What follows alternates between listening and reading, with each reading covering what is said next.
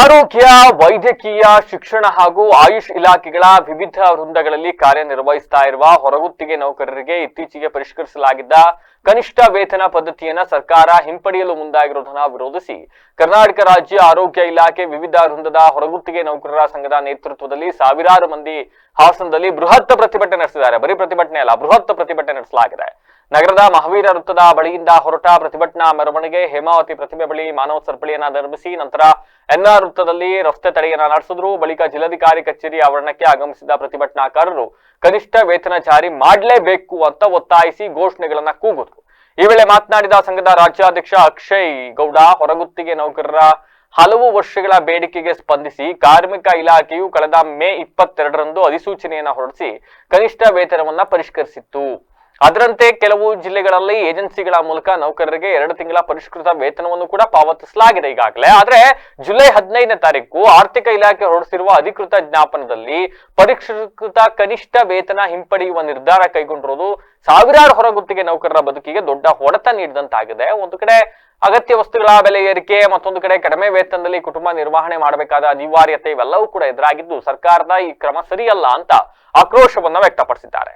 ಇನ್ನು ಪರಿಷ್ಕೃತ ವೇತನವನ್ನ ಕೆಲವು ಕಡೆ ಪಾವತಿಸಿ ನಂತರ ಏಕಾಏಕಿ ಹಿಂಪಡಿತೀವಿ ಅಂತ ಏನ್ ಹೇಳ್ತಾ ಇದ್ದಾರೆ, ಇದು ನೌಕರರನ್ನ ಗೊಂದಲಕ್ಕೆ ಸಿಲುಕಿಸ್ಬಿಟ್ಟಿದೆ. ಸರ್ಕಾರ ಕೂಡಲೇ ತನ್ನ ನಿರ್ಧಾರವನ್ನ ಮರುಪರಿಶೀಲಿಸಿ ಪರಿಷ್ಕೃತ ಕನಿಷ್ಠ ವೇತನವನ್ನ ರಾಜ್ಯಾದ್ಯಂತ ಸಮರ್ಪಕವಾಗಿ ಜಾರಿಗೊಳಿಸಬೇಕು, ನೌಕರರ ಶ್ರಮಕ್ಕೆ ತಕ್ಕ ವೇತನ ದೊರೆಯುವಂತಾಗಬೇಕು ಅಂತ ಆಗ್ರಹಿಸಿದರು.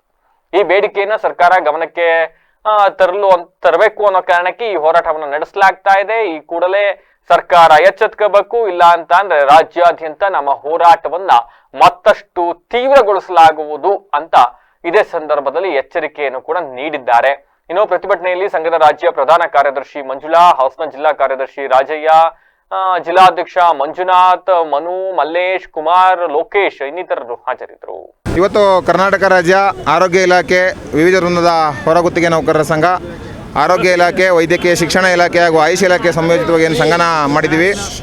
ಇವತ್ತು ರಾಜ್ಯ ಸರ್ಕಾರ ಏನು ಹಲವಾರು ವರ್ಷಗಳ ನೌಕರರ ಬೇಡಿಕೆಯಾಗಿದ್ದಂಥ ಕನಿಷ್ಠ ವೇತನನ ಹೆಚ್ಚಳ ಮಾಡಿ ಮೇ 22ರಂದು ಏನು ಅಧಿಸೂಚನೆಯನ್ನು ಹೊರಡಿಸಿ ಗೆಜೆಟೆಡ್ ನೋಟಿಫಿಕೇಷನ್ ಕೂಡ ಹೊರಡಿಸಿತ್ತು. ಆದರೆ 1-2 ತಿಂಗಳ ಕಾಲ ಅವರು ಕನಿಷ್ಠ ವೇತನ ನೂತನವಾಗಿ ಏನು ಪರಿಷ್ಕೃತಗೊಂಡಿತ್ತು ಆ ವೇತನವನ್ನು ಹಾಕಿದ್ದು.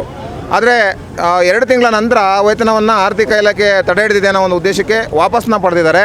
ಹಾಗಾಗಿ ನಾವು ನಮ್ಮ ರಾಜ್ಯ ಸಂಘದ ಸಭೆನ ಕರೆದು ಇವತ್ತು ಬೃಹತ್ ಪ್ರತಿಭಟನೆಯನ್ನು ನಾವು ಹಾಸನ ಜಿಲ್ಲೆಯಲ್ಲೇ ಹಮ್ಮಿಕೋಬೇಕು ಅಂದಾಗ 22 ಜಿಲ್ಲೆಯ ನೌಕರರು ಇವತ್ತು ಸಾಥ್ ನೀಡಿದ್ದಾರೆ. ಸುಮಾರು 2,000 ನೌಕರರು ಇವತ್ತು ನಮಗೆ ಸಾಥ್ನ ನೀಡಿ ಇವತ್ತು ರಾಜ್ಯ ಸರ್ಕಾರಕ್ಕೆ ಬಿಸಿ ಮುಟ್ಟಿಸೋ ಕೆಲಸನ ಮಾಡ್ತಿದ್ದೀವಿ. ಇದು ಬರೀ ಸಾಂಕೇತಿಕವಾಗಿ ಮಾಡ್ತಿರೋ ಅಂಥದ್ದು. ಮುಂದಿನ ದಿನಗಳಲ್ಲಿ ಎಲ್ಲ ಸಂಘಗಳ ಜೊತೆ ಒಗ್ಗೂಡಿ ಸುಮಾರು 2.5 ಲಕ್ಷ ಜನ ಏನು ಹೊರಗುತ್ತಿಗೆ ನೌಕರರಿದ್ದಾರೆ ಆ ಎಲ್ಲ ಸಂಘಟನೆಗಳ ಜೊತೆ ಮಾತನಾಡಿ ಈ ರಾಜ್ಯ ಸರ್ಕಾರ ನಮ್ಮ ಕನಿಷ್ಠ ವೇತನವನ್ನು ಯಥಾವತ್ತಾಗಿ ಜಾರಿ ಮಾಡಲಿಲ್ಲ ಅಂದರೆ ಇನ್ನೂ ಬೃಹತ್ ಮಟ್ಟದಲ್ಲಿ ಬೆಂಗಳೂರಿನ ಫ್ರೀಡಂ ಪಾರ್ಕ್ನಲ್ಲಿ ಹೋರಾಟನ ಹಮ್ಮಿಕೋತೀವಿ.